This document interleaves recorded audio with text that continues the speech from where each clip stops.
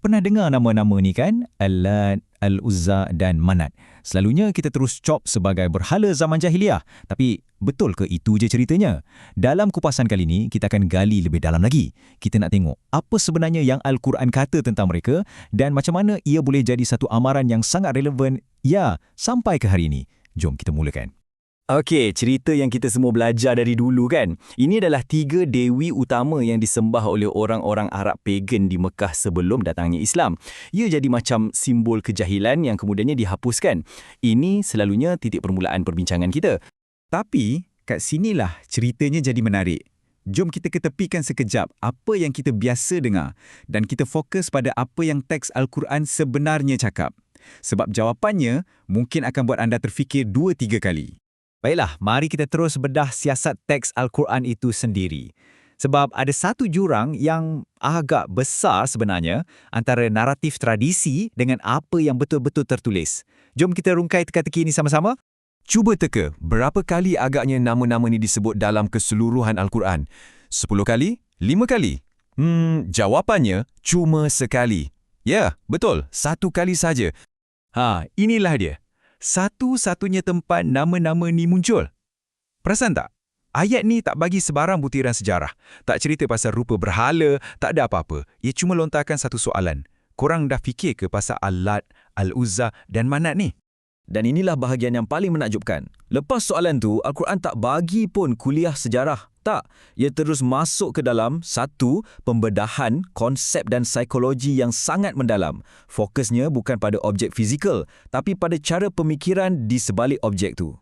Sekarang, kita akan masuk ke bilik bedah tu. Al-Quran bagi kita 3 alat utama untuk faham apa yang sedang berlaku dalam pemikiran manusia secara universal, iaitu nama, sangkaan dan keinginan atau hawa. Jom kita tengok satu persatu. Kritikan pertama Al-Quran ni, memang tajam. Ia tak kata itu adalah Tuhan-Tuhan palsu. Sebaliknya, ia kata itu semua hanyalah nama-nama. Asma, label-label yang kamu dan nenek moyang kamu reka sendiri. Jadi, apa benda Asma'ud ni? Senang cerita, ia macam label atau folder yang kita cipta dalam otak kita untuk susun dunia. Nama-nama Allah contohnya merujuk kepada hakikat sebenar. Tapi, kita manusia pun boleh cipta nama-nama atau konsep yang isinya kosong, yang tak berpijak pada realiti. Okey, kalau nama-nama tu kosong, apa yang menggerakkannya? Ayat ni dedahkan 2 enjin psikologi utama di sebaliknya. Pertama, dhon atau sangkaan dan kedua, hawa atau keinginan jiwa. Zan ni pada asasnya adalah satu kesilapan kognitif. Ia berlaku bila kita buat satu andaian tanpa bukti yang cukup, tapi kita layan andaian tu macam satu fakta. Ini bukan ilmu tau, ini cuma tekaan. Tapi kita sangat yakin dengan tekaan tu. Kalau zon tu datang dari kepala kita, hawa ni pula datang dari hati. Ia adalah bisikan dalaman yang cakap, aku nak benda ni betul. Sebab ia rasa sedap didengar. Ia bagi kita rasa selesa. Jadi, hawa buat kita lebih suka sangkaan yang best berbanding kebenaran yang mungkin pahit. Dan akhir sekali, kita ada konsep sultan. Ini merujuk pada otoriti atau bukti yang sah dari Tuhan. Benda yang betul-betul ada cop mohor daripada pencipta. Dan Al-Quran tegaskan, nama-nama yang manusia reka ni langsung tak ada sultan. Kosong. Yang ni memang wow. Kalau kita kaji akar kata nama-nama tu sendiri dalam bahasa Arab, makna-maknanya selari dengan kritikan Al-Quran.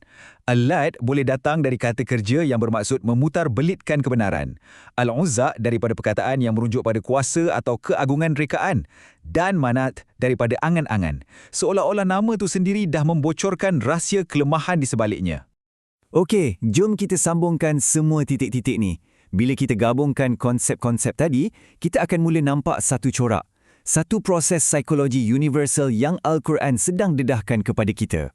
Inilah mekanismanya, step by step. Mula-mula ada sangkaan. Lepas tu, keinginan kita suka dengan sangkaan tu sebab ia best. Jadi, kita pun ciptalah satu nama atau label untuk bagi ia nampak real dan rasmi. Dan langkah terakhir, kita pun tunduk patuh padanya seolah-olah ia datang dari Tuhan padahal ia tak ada sebarang otoriti atau sultan pun. Jadual ni tunjukkan perbezaan yang macam langit dengan bumi kan? Di satu pihak, kita ada petunjuk dari Allah, ia berasaskan realiti, disokong oleh otoriti sebenar dan ia datang untuk betulkan kita. Di pihak lain pula, kita ada sistem ciptaan manusia, Ia cuma berasaskan sangkaan, diwarisi turun-temurun, tak ada otoriti dan hanya didorong oleh hawa nafsu kita semata-mata. Jadi, soalan besarnya, kenapa semua ni penting untuk kita hari ini? Sebab, corak pemikiran ni tak pernah hilang. Ia bukan cerita pasal orang Arab 1400 tahun dulu je. Ia cerita pasal kita di zaman sekarang. Jadi, mesej utamanya sangatlah mendalam. Ia mendedahkan kecenderungan kita sebagai manusia untuk mencipta konsep yang digerakkan oleh sangkaan dan keinginan dan kemudian kita tunduk kepadanya seolah-olah ia adalah kebenaran mutlak. Ia juga satu peringatan. Jangan ingat sesuatu yang dah lama atau jadi tradisi itu automatik betul. Satu-satunya jalan keluar adalah kembali kepada petunjuk yang berasaskan realiti, bukan apa yang kita mahu ia jadi. Ini soalan untuk kita semua fikirkan dalam-dalam. Cuba kita tengok sekeliling kita. Sistem budaya, ideologi politik atau mungkin juga sesetengah tafsiran agama. Ada tak mana-mana daripadanya yang dah menjadi nama yang kita ikut secara membuta tuli, tanpa autoriti yang sebenar dari Tuhan?